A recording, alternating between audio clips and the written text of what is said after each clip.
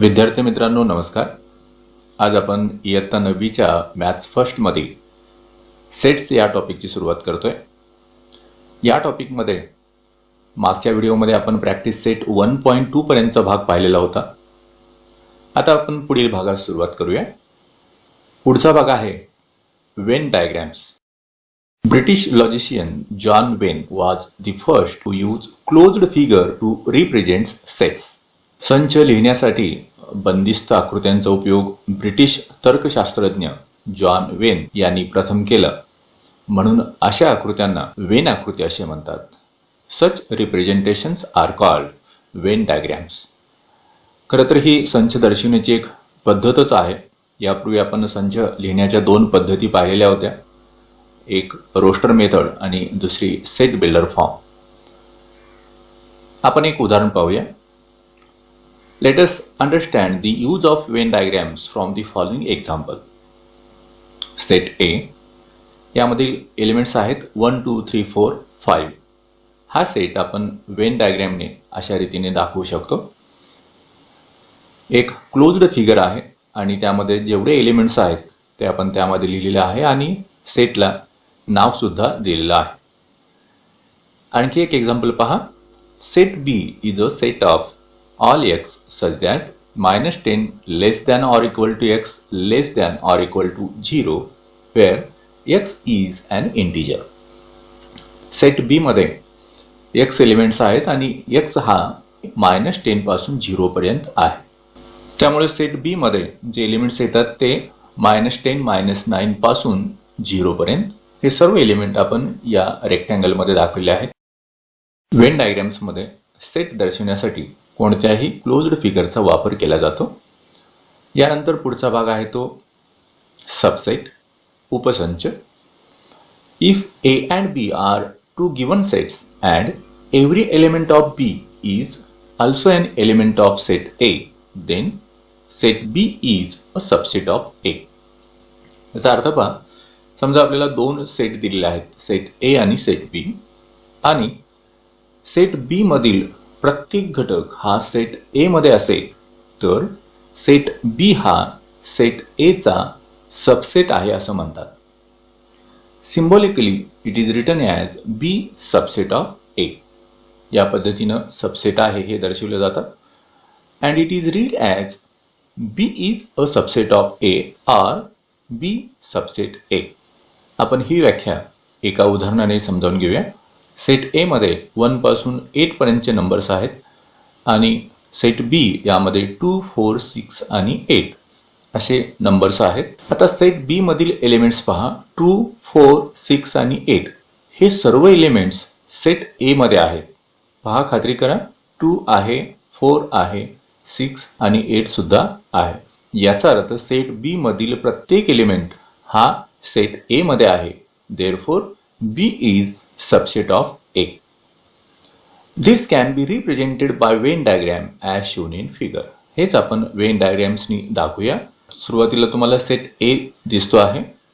ए मधले सर्व एलिमेंट्स या क्लोज्ड फिगर मध्ये दाखवलेले आहेत. आणि आता सेट बी सेट ए मध्ये आहे, म्हणजे सेट बी मधील प्रत्येक एलिमेंट हा सेट ए मध्ये आहे. Therefore, set B is subset of set A. विद्यार्थी मित्रांनो, तुमच्या लक्षात आलं असेल की उपसंच म्हणजे काय. यानंतर पुढचा पॉइंट आहे तो युनिव्हर्सल सेट. एका उदाहरणाने आपण याचा अर्थ समजावून घेऊया.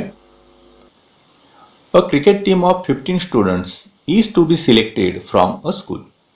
म्हणजेच आपल्याला शाळेतील क्रिकेट खेळणाऱ्या मुलांमधून 15 मुलांचा संघ निवडायचा आहे.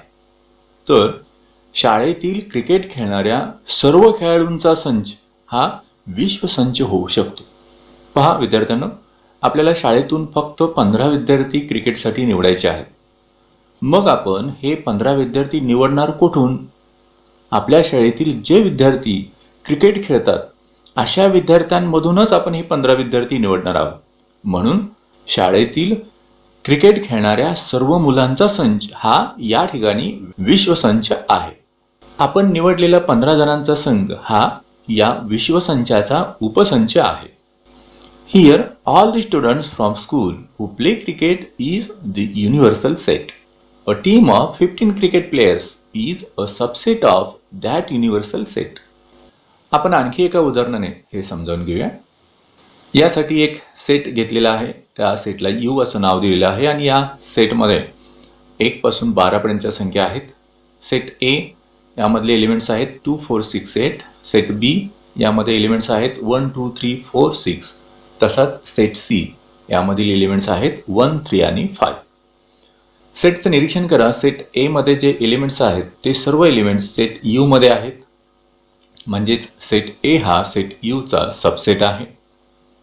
याचप्रमाणे सेट B मधील सर्व एलिमेंट्स सेट U मध्ये आहेत.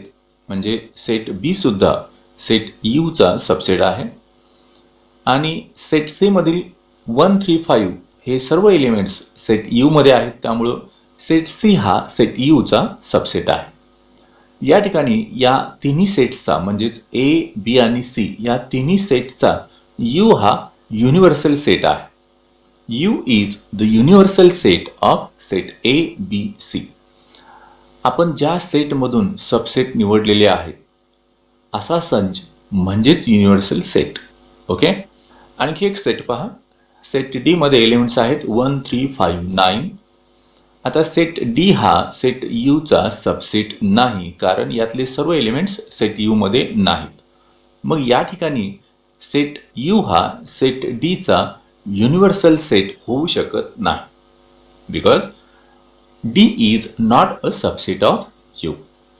जनरली युनिव्हर्सल सेट दर्शवण्यासाठी U हे अक्षर वापरले जातं आणि वेन डायग्रामने ते दर्शवण्यासाठी रेक्टँगलचा वापर केला जातो.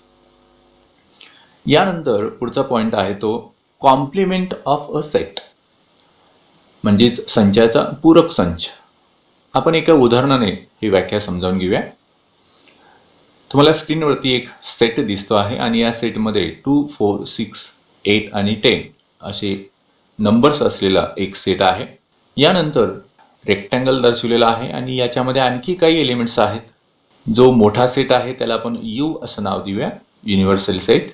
आता सेट U मधील एलिमेंट्स सांगा कोणते असतील ते.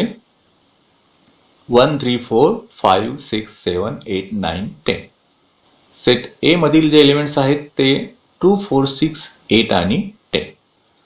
आता आपल्याला कॉम्प्लिमेंट ऑफ अ सेट म्हणजेच सेट A चा कॉम्प्लिमेंट सेट आपल्याला लिहायचा आहे. तर तो लिहिताना काय करायचंय पहा. सेट A मधील जे एलिमेंट्स आहेत ते न घेता उरलेले सेट U मधील एलिमेंट्स घ्यायचे आहे. पुन्हा एकदा सांगतोय पहा. कॉम्प्लिमेंट ऑफ सेट A यामध्ये जे एलिमेंट्स आपण घेतोय ते एलिमेंट्स सेट A मध्ये नसतील परंतु सेट U मध्ये असतील. म्हणजेच ते कोणते एलिमेंट्स असतील पहा. 1 3 5 7 9. This set is a complement of set A. तर अशा पद्धतीने हा सेट लिहिला जातो. आता आपण याची व्याख्या तयार करूया. Suppose U is an universal set. U हा युनिव्हर्सल सेट आहे.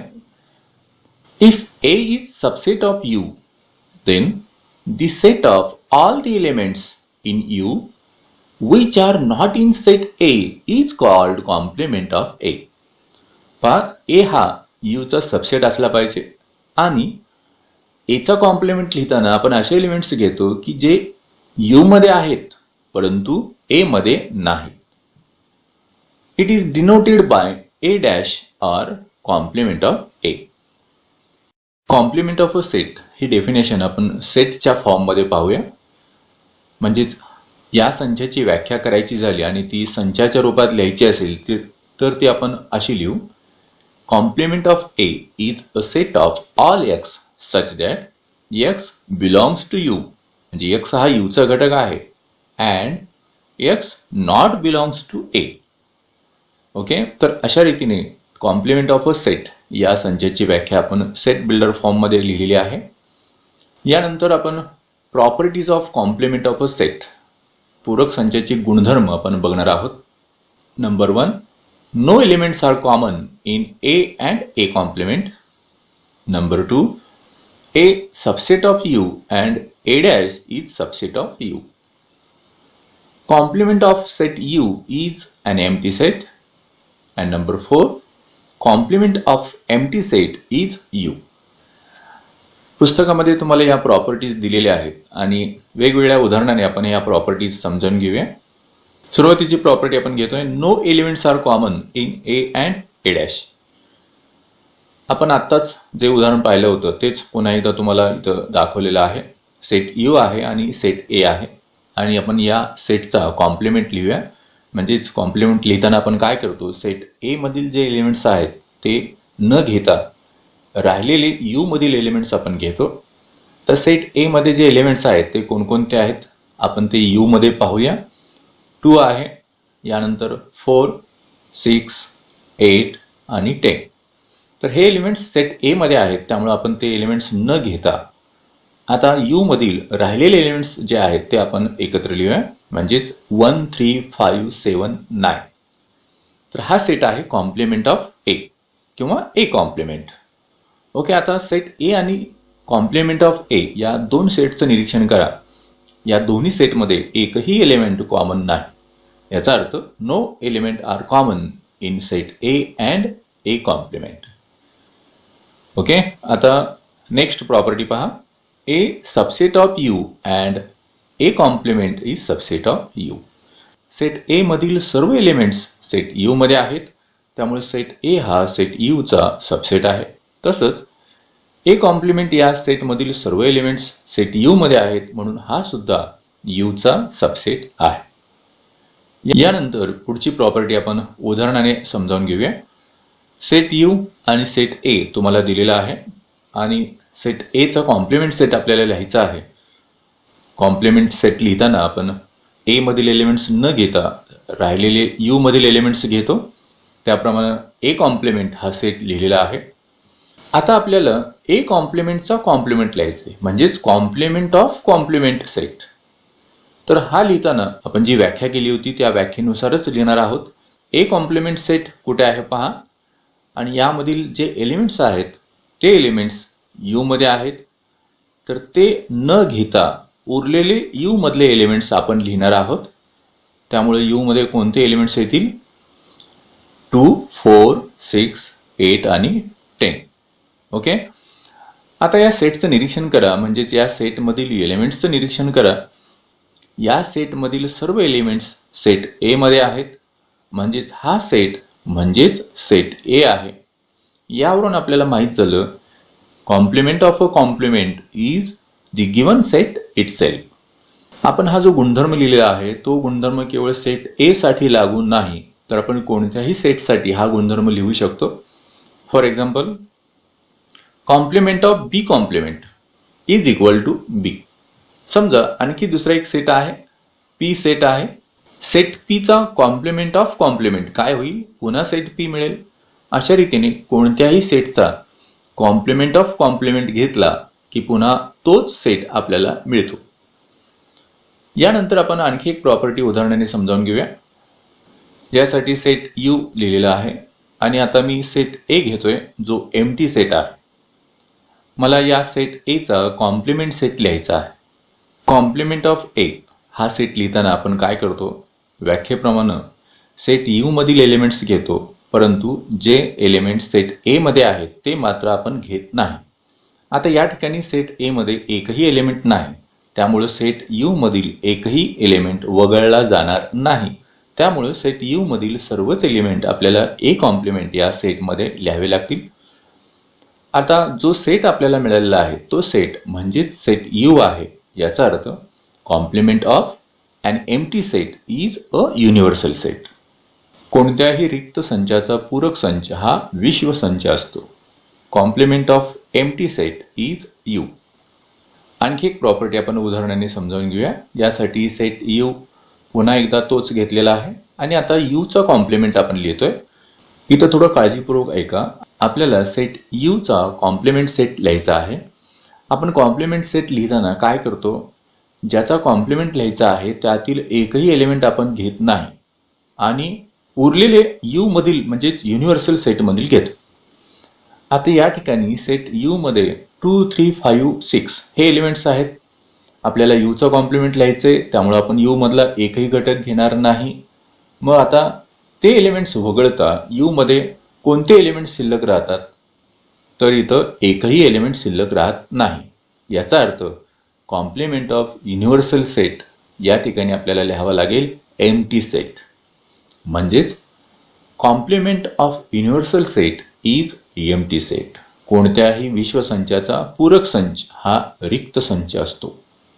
तर विद्यार्थी मित्रांनो, आता आपण ज्या प्रॉपर्टीज पाहिल्या त्या वेगवेगळ्या उदाहरणाने आपण समजावून घेतलेल्या आहेत. विद्यार्थी मित्रांनो, यानंतर आपण प्रॅक्टिस सेट 1.3 मधील काही क्वेश्चन्स सोडवणार आहोत. Question number 1. यामध्ये आपल्याला ABCD असे 4 सेट दिलेले आहेत आणि विचारलेलं आहे which of the following statement are true and which are false. आपल्याला A, B, C आणि D असे 4 सेट्स दिलेले आहेत आणि त्यावरून आपल्याला काही विधानं सत्य आहेत की असत्य आहेत हे ओळखायचं आहे.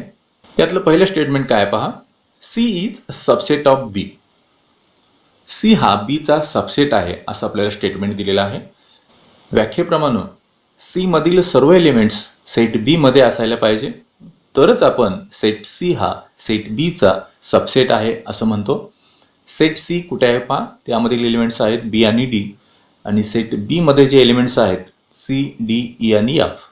निरीक्षण केल्यानंतर तुमच्या लक्षात येईल की सेट C मधील D एलिमेंट सेट B मध्ये आहे, मात्र सेट C मधील B हा एलिमेंट सेट B मध्ये नाही. त्यामुळं सेट C मधील सर्व एलिमेंट सेट B मध्ये नाहीत, म्हणून सेट C हा सेट B चा सबसेट नाही. म्हणजेच धिस स्टेटमेंट इज फॉल्स. दिलेले विधान चुकीचं आहे. यानंतर आपण दुसरं स्टेटमेंट पाहूया. D is subset of A.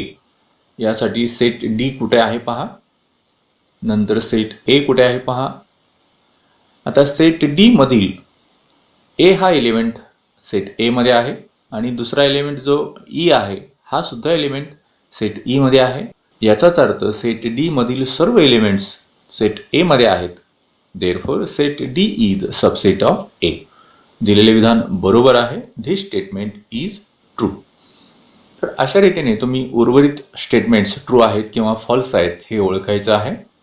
यानंतर आपण नेक्स्ट क्वेश्चन पाहूया. Question number 2. Take the set of natural numbers from 1 to 20 as universal set and show the set X and Y using Venn diagram. आपल्याला universal set घ्यायला सांगितलेलं आहे. त्यामध्ये elements आहेत numbers 1 पासून 20 पर्यंत आणि X म्हणजेच जो सेट आहे तो आपल्याला दिलेला आहे. Set X is a set of all X such that X belongs to N and 7 less than X less than 15. आणि दुसरा सेट आहे तो Y आपल्याला तोही दिलेला आहे आणि वेन डायग्राम्सने आपल्याला हे सेट दाखवायचे आहेत. सेट X मधील एलिमेंट्स लिस्टिंग मेथडने लिहूया. यासाठी प्रॉपर्टी काय दिली आहे पहा. X बिलॉंग्स टू N म्हणजे X हा नॅचरल नंबर आहे आणि 7 लेस दॅन X याचा अर्थ X हा 7 पेक्षा मोठा आहे आणि लेस दॅन 15 म्हटलेले म्हणजेच 15 पेक्षा लहान आहे. म्हणजे X च्या किमती 7 पेक्षा मोठ्या आणि 15 पेक्षा लहान म्हणजेच X या सेटमध्ये आपल्याला हे एलिमेंट्स मिळतील. आता आपल्याला वेन डायग्राम्सने हे दर्शवायचं आहे. यासाठी आपण सुरुवातीला सेट X लिहूया. त्यामधील जे एलिमेंट्स सेट A मध्ये लिहिलेले आहेत तेच इथं दाखवलेले आहेत. आता सेट X मधील एलिमेंट्स वगळून जे एलिमेंट्स सेट U मध्ये आहेत ते एलिमेंट्स आपण त्या सेटच्या बाहेर लिहूया आणि मोठा सेट म्हणजेच U हा आपण रेक्टँगलने दाखवूया. तर अशा रीतीने आपल्याला वेन डायग्रामचा वापर करून हा सेट दर्शवता येतो. सेट X च्या बाहेरचा भाग आणि सेट U मधील भाग जो आहे त्याला आपण X' असंही म्हणू शकतो. यानंतर पुढचा सेट आहे तो सेट Y. या सेटमधील एलिमेंट्स आपण पुन्हा लिस्टिंग मेथडने लिहूया. यासाठी प्रॉपर्टी काय पहा. Y बिलॉंग्स टू N म्हणजे Y हा नॅचरल नंबर आहे आणि Y is a prime number from 1 to 20 म्हणजे 1 पासून 20 पर्यंतच्या मूळ संख्या आहे. त्यामुळे सेट Y मध्ये एलिमेंट्स येतील 2, 3, 5, 7, 11, 13, 17 अँड 19. वेन डायग्राम्सने आपल्याला हे सेट दाखवायचे आहेत. त्यासाठी आपण सुरुवातीला सेट Y दाखवूया. सेट Y मध्ये जे एलिमेंट्स आपण लिहिलेले आहेत तेच एलिमेंट्स इथं दर्शवलेले आहेत. यानंतर आपण U हा सेट घेऊया आणि Y मध्ये असलेले एलिमेंट्स सोडून बाकीचे जे U मध्ये आहेत ते एलिमेंट्स आपण बाहेर लिहितोय. तर अशा रीतीने आपल्याला वेन डायग्राम्सने एक्स आणि वाय हे सेट दर्शविता येतात. यानंतर आपण नेक्स्ट क्वेश्चन पाहूया. Question number 3. यामध्ये आपल्याला एक युनिव्हर्सल सेट दिलेला आहे, सेट पी सुद्धा दिलेला आहे आणि show that the set U P and P complement by Venn diagrams. पुन्हा एकदा आपल्याला 3 सेट वेन डायग्राम्सने दर्शवायचे आहेत. आपण उत्तराला सुरुवात करूया. सेट यू दिलेला आहे, तो आहे तसा लिहितोय. सेट पी सुद्धा दिलेला आहे. आता आपण पी कॉम्प्लिमेंट हा सेट लिहूया. कॉम्प्लिमेंट सेट लिहिताना आपण ज्या सेटचा कॉम्प्लिमेंट लिहायचा आहे त्यामधील एलिमेंट्स न घेता उर्वरित यू मधील एलिमेंट्स आपण घेतो. म्हणजेच यू मधील 1, 3, 7 आणि 10 हे एलिमेंट्स वगळून राहिलेले जे एलिमेंट्स आहेत म्हणजेच 2, 8, 9, 11, 12 हे एलिमेंट्स आपण पी कॉम्प्लिमेंट या सेटमध्ये लिहितोय. सेट यू आणि सेट पी आपल्याला लिस्टिंग मेथडने दिलेलेच होते. आपण फक्त पी कॉम्प्लिमेंट हा सेट लिस्टिंग मेथडने लिहून घेतलेला आहे. आता आपण वेन डायग्रामने हे तिन्ही सेट दाखवूया. यासाठी सुरुवातीला आपण सेट पी दाखवूया. सेट पी यामधील एलिमेंट्स 1, 3, 7, 10. आता सेट यू मध्ये जे एलिमेंट्स आहेत ते आपण दाखवूया. मात्र पी मधील एलिमेंट्स आहेत ते आपण पुन्हा बाहेर लिहिलेले नाहीत. म्हणजेच पी कॉम्प्लिमेंट या सेट मधील एलिमेंट्स आपण सेट पी च्या बाहेर दर्शवलेले आहेत. 2, 8, 9, 11 आणि 12. तर हा सेट पी आहे आणि हा मोठा सेट रेक्टँगलने जो दर्शवलेला आहे तो सेट यू म्हणजेच युनिव्हर्सल सेट आणि सेट पी च्या बाहेर असलेला जो भाग आहे तो म्हणजेच पी डॅश म्हणजेच पी कॉम्प्लिमेंट. यामध्ये आणखी एक सब क्वेश्चन आहे. Verify complement of P complement is equal to P. आपल्याला ही प्रॉपर्टी व्हेरीफाय करायची आहे. यासाठी आपण कॉम्प्लिमेंट ऑफ पी कॉम्प्लिमेंट हा सेट काढणं आवश्यक आहे. यासाठी अगोदर आपण सेट यू लिहूया. यानंतर पी कॉम्प्लिमेंट आता आपण काढलेला होता तोच पुन्हा एकदा इथे घेतलेला आहे. आता आपल्याला पी कॉम्प्लिमेंट या सेटचा कॉम्प्लिमेंट सेट लिहायचा आहे. यासाठी आपण काय करतोय, व्याख्येप्रमाणे पी कॉम्प्लिमेंट या सेटमधील जे एलिमेंट्स आहेत ते न घेता यू मधील राहिलेले एलिमेंट्स आपण घेतो. म्हणजेच एलिमेंट्स 2, 8, 9, 11 आणि 12 हे एलिमेंट्स आपण न घेता उरलेले एलिमेंट्स म्हणजेच 1, 3, 7, 10 हे एलिमेंट्स आपण या ठिकाणी या सेटमध्ये लिहित आहोत.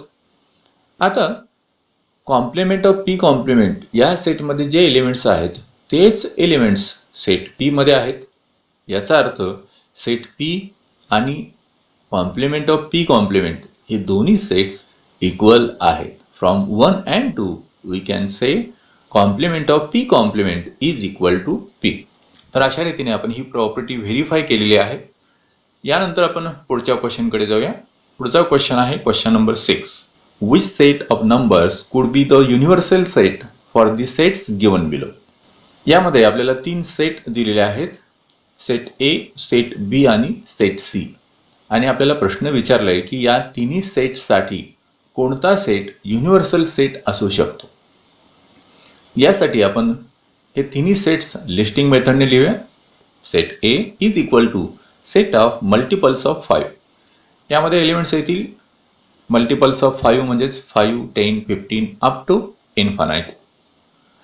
सेट बी हा सेट काय पहा, सेट ऑफ मल्टिपल्स ऑफ 7 म्हणजे 7च्या पटीतील संख्या 7, 14, 21, 28 अप टू इन्फानाइट. आणि सेट सी हा सेट ऑफ मल्टिपल्स ऑफ 12 म्हणजे 12च्या पटीतील संख्या.